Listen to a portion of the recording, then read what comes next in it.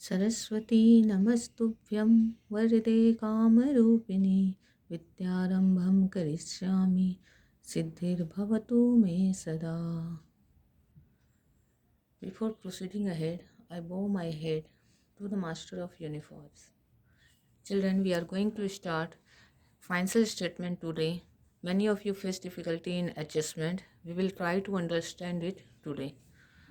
So, before this, what we have to do in chapter 21 means financial statement without adjustment.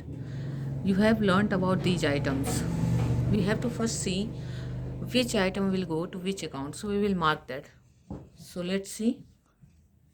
Stock. What we are going to mark? We are going to mark T, P, A and L. Okay. T मतलब trading account, P मतलब profit and loss account, ए मतलब assets और L मतलब liability. तो ये दो चीज़ हमारे लिए पहले से अंडरस्टैंडेबल है. हम लोग पहले से जानते हैं कि एसेट्स क्या होते हैं और लायबिलिटी क्या होता है. कैसे जानते हैं? जब हम लोग अपना पहला प्रैक्टिकल चैप्टर बनाए थे तो उसमें अकाउंटिंग इक्वेशन जो पहला प्रैक्टिकल चैप्टर था उसमें एसेट्स और लायबिलिटी को हम लोग डिफाइन किए थे. फिर भी अगर हमें दिक्कत हो तो बुक में हमारा बैलेंस शीट का फॉर्मेट दिया हुआ है, वहाँ जाके आराम से उसको रेफ़र कर सकते हैं, पहचान सकते हैं एसेट के कॉलम में कि एसेट है या नहीं और लायबिलिटी है या नहीं. तो उसके लिए हम लोग एसेट और लायबिलिटी कैसे पहचान सकते हैं? बैलेंस शीट का फॉर्मेट खोल के. ट्रेडिंग के फॉर्मेट से हमें ट्रेडिंग के आइटम्स मिल जाएंगे. लास्ट जो बच जाएगा हमारा वो पीएल का आइटम बच जाएगा. तो कैसे मार्क करेंगे? सबसे पहले अपने सामने हम लोग ट्रेडिंग अकाउंट को खोल के रखेंगे और ट्रेडिंग अकाउंट का फॉर्मेट को खोल के उसको देखेंगे और मार्क करेंगे कौन कौन सा आइटम टी का है. तो स्टॉक ट्रेडिंग में आता है, टी. परचेजेज एक एक आइटम को ट्रेडिंग में ढूंढेंगे. बिगनिंग में हमें लगेगा ये बहुत हैक्टिक काम है, कितना देर इसको करेंगे, बट 2 से 4 क्वेश्चन करते करते ट्रेडिंग में बहुत कम आइटम्स होते हैं, सारे आइटम्स आपको याद हो जाएंगे. तो purchase trading, carriage inward trading का आइटम है. ठीक है.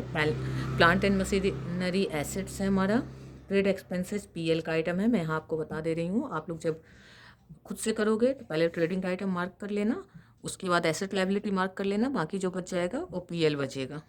और प्रैक्टिस होते होते 4-5 क्वेश्चन के बाद आप डायरेक्ट इस तरह कर पाओगे. कैरेज आउटवर्ड पीएल का आइटम है. फैक्ट्री रेंट, फैक्ट्री जब भी किसी चीज़ में लगा हो तो वो ट्रेडिंग आइटम होता है. Manufacturing factory. डिस्काउंट पीएल का आइटम है. इंश्योरेंस पीएल का आइटम है. Sundry debtors assets. Office rent PL. Printing stationery PL. General expenses PL. Advertising PL. Bill receivable assets है. ड्राइंग्स को कैपिटल से माइनस करते हैं, कैपिटल माइनस, इसको इस तरह से लिख लेते हैं. ठीक है. ड्राइंग्स क्या है? बिजनेस के लिए एक तरह का एक्सपेंडिचर है, बट ऐसा एक्सपेंडिचर है जो प्रोप्राइटर के ऊपर हो रहा है.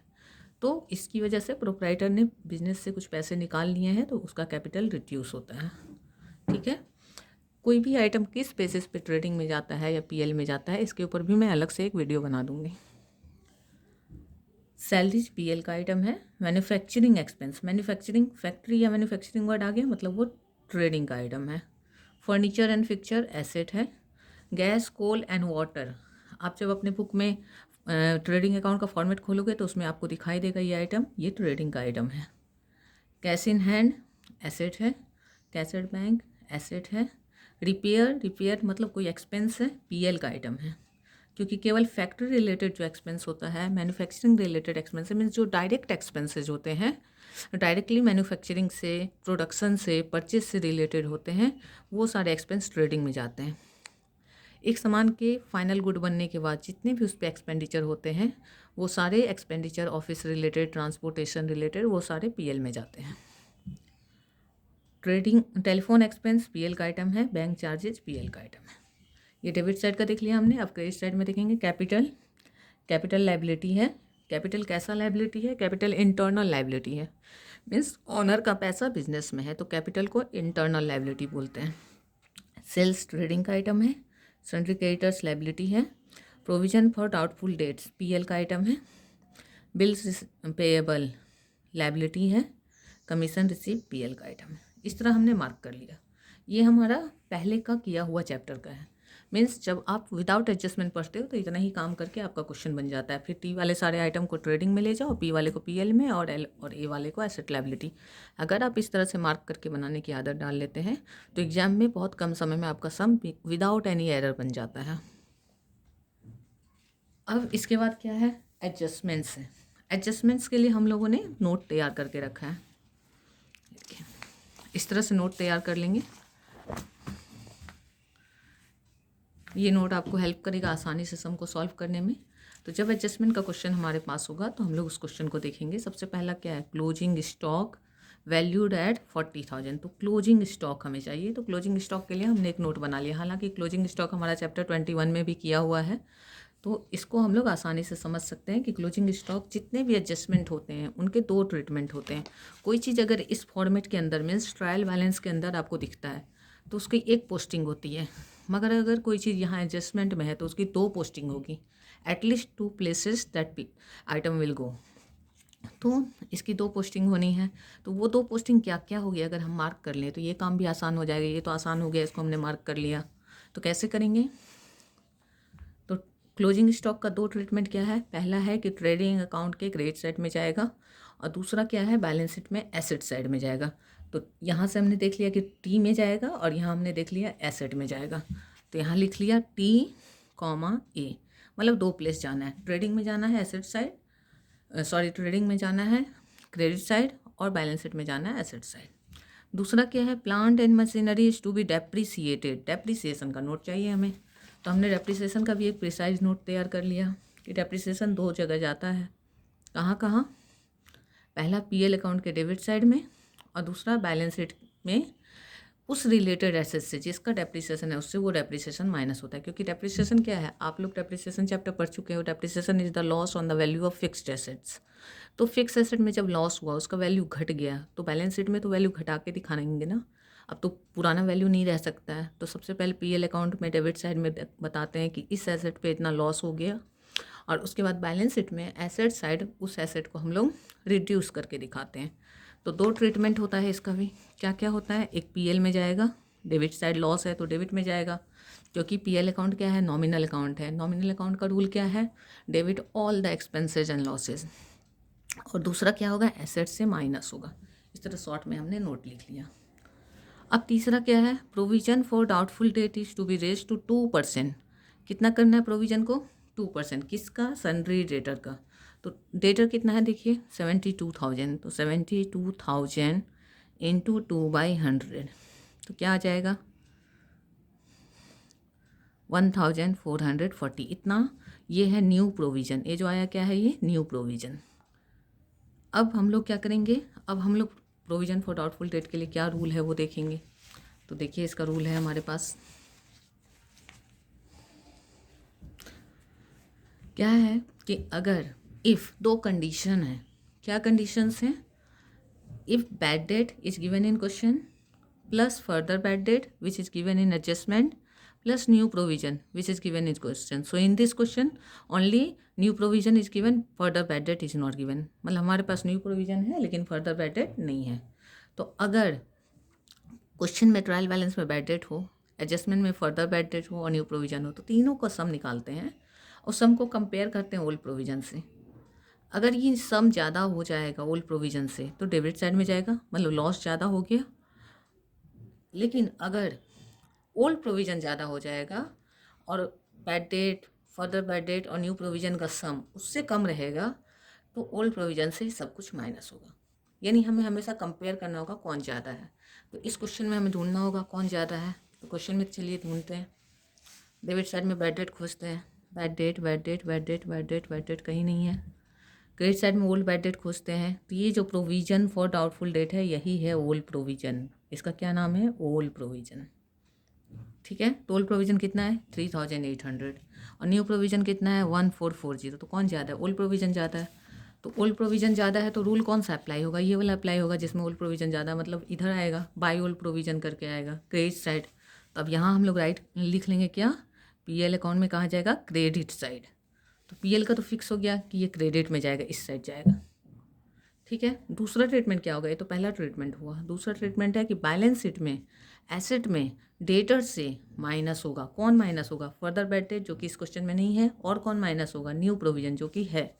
यानी कि एक ट्रीटमेंट हो गया पीएल का क्रेडिट, और दूसरा ट्रीटमेंट क्या हो गया, asset minus, how much minus, बस ये जो न्यू प्रोविजन है 1440। तो ये भी कंप्लीट हो गया ये वाला एडजस्टमेंट हमारा। अब इसके बाद क्या है, इंश्योरेंस प्रीपेड 800। प्रीपेड इंश्योरेंस मतलब एक्सपेंस है, प्रीपेड एक्सपेंस। तो प्रीपेड एक्सपेंस का नोट देखेंगे हम लोग।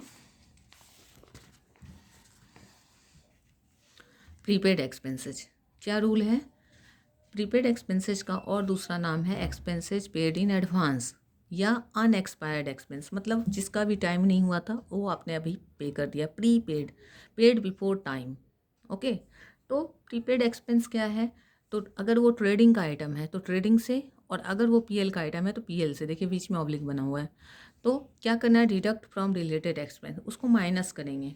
क्यों माइनस करेंगे, क्योंकि वो इस साल का एक्सपेंस नहीं है, वो आने वाले साल का एक्सपेंस है जो इस साल हमने पे कर दिया है। और ट्रेडिंग पीएल बनता है हमारा करेंट ईयर के लिए, तो इसको इससे डिडक्ट कर देंगे। दूसरा, पहले से हमने कोई चीज़ पे कर दिया मीन्स वी आर रिलैक्स कि हमारा अमाउंट पेड है, तो जब भी हमारा कोई लाइबिलिटी नहीं बनता है, हमने पे कर दिया है, पहले से एक्सपेंस पे कर दिया, तो वो एसेट होता है, तो बैलेंस शीट में एसेट साइड जाएगा। तो इसका दो क्या ट्रीटमेंट है, अब ये ट्रेडिंग जाएगा या पीएल, डिपेंड करे कौन सा एक्सपेंस है। इंश्योरेंस है तो इंश्योरेंस तो पीएल का आइटम है, मतलब ये पीएल में जाएगा। ये कहाँ जाएगा, पीएल अकाउंट में जाएगा। और दूसरा कहाँ जाएगा, एसेट में जाएगा। P and A, P for PL account, A for asset. ठीक है, हम लोग बैलेंस शीट इसलिए नहीं लिखते हैं कि अगर हम लोग बैलेंस शीट लिखेंगे तो फिर बाद में कन्फ्यूज आए बैलेंस शीट में कहाँ, तो इसलिए हम लोग सेपरेटली लिखते हैं एसेट एंड लायबिलिटी। इसके बाद क्या है, आउटस्टैंडिंग एक्सपेंसेज वर, तो आउटस्टैंडिंग में क्या क्या था, मैन्युफैक्चरिंग वेजेस था, तो वेजेस कहाँ का आइटम है, ट्रेडिंग का, तो ये ट्रेडिंग में जाएगा, है ना। और सैलरी कहाँ का आइटम है, पीएल का, पीएल में जाएगा। लेकिन अब देख लेते हैं होता क्या है इसका। तो आउटस्टैंडिंग एक्सपेंस का नोट देखेंगे हम लोग। आउटस्टैंडिंग एक्सपेंस का क्या नोट है, देखिए। आउटस्टैंडिंग एक्सपेंस का मतलब expenses due but not paid. ऐसा एक्सपेंस जो ड्यू तो हो गया है, मीन्स पेमेंट का टाइम आ गया बट हमने पे नहीं किया, तो अब तो हमारी लायबिलिटी हो गई भाई, पे करना बाकी है। तो ये तो पता चल गया लायबिलिटी में जाना चाहिए बैलेंस शीट में। अब ट्रेडिंग पीएल में क्या होना चाहिए, तो added to related expense. Add मतलब वो आपका इस साल का खर्च बनता तो है, आपने पे नहीं किया तो क्या उसका हिसाब होगा कि इतना और देना है, तो वो ऐड होगा।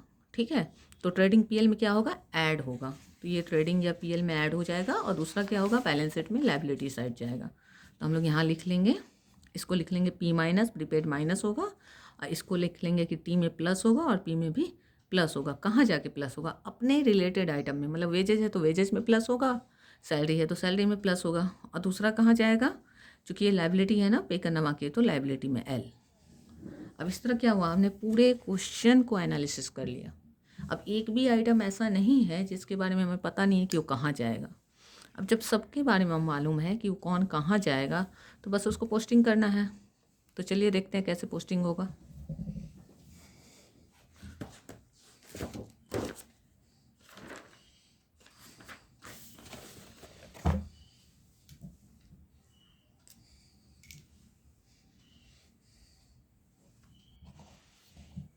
इस तरह से कॉलम बना लेंगे ट्रेडिंग पीएल बैलेंस शीट का, और एक हेडिंग लिखेंगे। क्या हेडिंग लिखेंगे, trading and profit and loss account.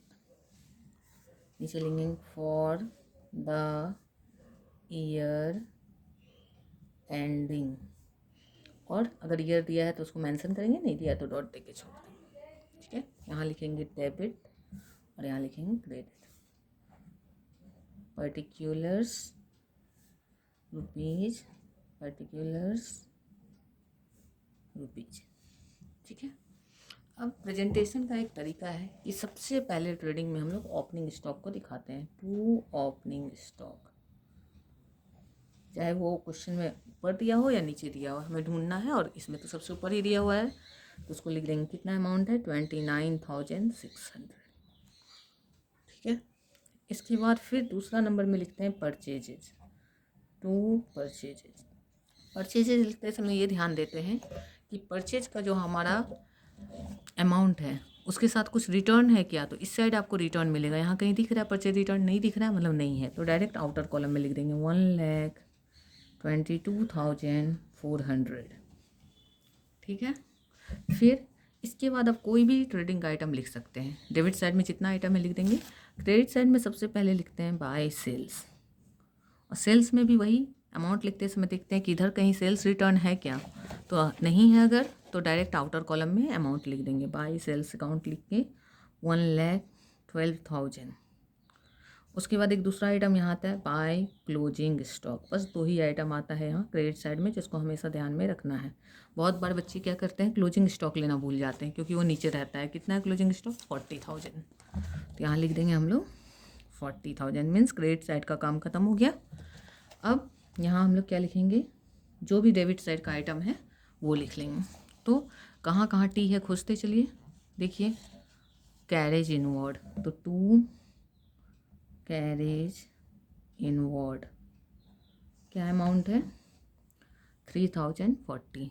3,040 amount सीधा सीधा लिखिए ताकि कैलकुलेशन आसान हो जाए। फिर अगला क्या है, 2 फैक्ट्री रेंट। कितना अमाउंट है?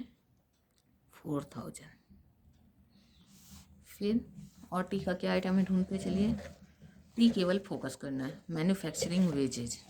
तो अब अगर हम यहाँ से कुछ लिख रहे हैं, मैन्युफैक्चरिंग वेजेज लिखे, तो ध्यान रखना है कि नीचे हमको मैन्युफैक्चरिंग वेजेज का अमाउंट मिला था, ठीक है, टी का, कि आउटस्टैंडिंग था, तो उसको साथ में करना है ट्रेड। तो नीचे कुछ मिला है, मतलब इनर कॉलम में अमाउंट लिखेंगे 2 मैन्युफैक्चरिंग वेजेज। कितना अमाउंट है वेजेज का? 3,040, 3,040। उसमें लिखेंगे ऐड आउटस्टैंडिंग वेजेज। तो आउटस्टैंडिंग वेजेज में कितना अमाउंट है देखिए 1,200, 1,200। तो उसको यहाँ लिख देंगे 1,200। ऐड करके बाहर लिखेंगे 624। ऐड करते समय ध्यान देंगे कि नीचे वाले अमाउंट के सीधा में अमाउंट लिखना है, या अंडरलाइन करना है या अमाउंट लिखना है। ठीक है।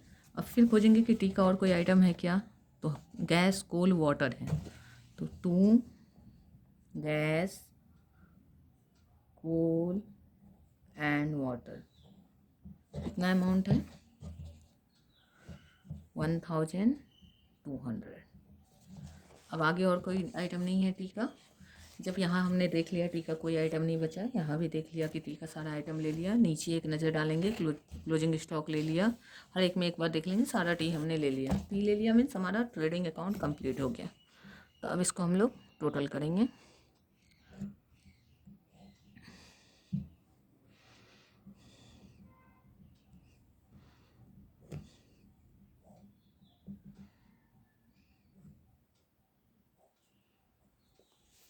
टोटल करते समय एक नज़र डालेंगे कि किधर ज़्यादा आ रहा है, आपको किस ओर ज़्यादा लग रहा है। ठीक है। तो हम लोग अगर नहीं पता चल रहा, अभी एग्जाम है, आपका समय की कमी है और आपको जानना है किधर ज़्यादा है, तो दोनों साइड का टोटल यहाँ नीचे पेंसिल से करेंगे। 0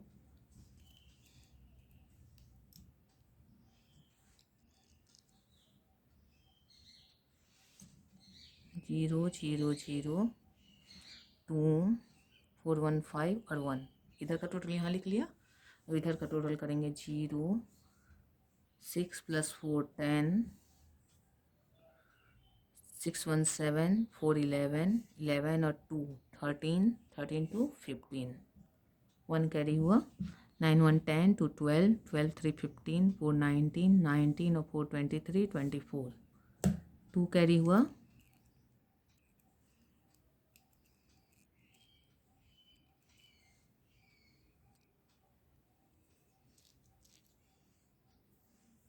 2 कैरी हो गया। 2 2 4 2 6 6 और यहाँ 1, यानी क्या दिख रहा है कि इधर ज़्यादा है, यहाँ पे ज़्यादा है 164, यानी लॉस हो रहा है। तो जो ज़्यादा अमाउंट है उसी को यहाँ पे लिखेंगे 1,64,500 और यहाँ भी लिखेंगे 1,64,500। अब जब ऑलरेडी ऐड किया ही हुआ है तो फिर इसी को आपस में माइनस कर देंगे। इसके नीचे इसको लिख देंगे 1,64,500 के नीचे 1,52,000 और लिख के माइनस कर लेंगे सिंपली। जो ICSE वाले होते हैं उनको तो कैलकुलेटर अलाउ होता है, बट CBSE वालों को खुद से कैलकुलेट करना होता है। 2 और यहाँ 1, 12,500। ये क्या आ गया? ग्रॉस लॉस आ गया। तो इसको हम लोग लिखेंगे बाय ग्रॉस लॉस, ब्रैकेट में लिखेंगे ट्रांसफर्ड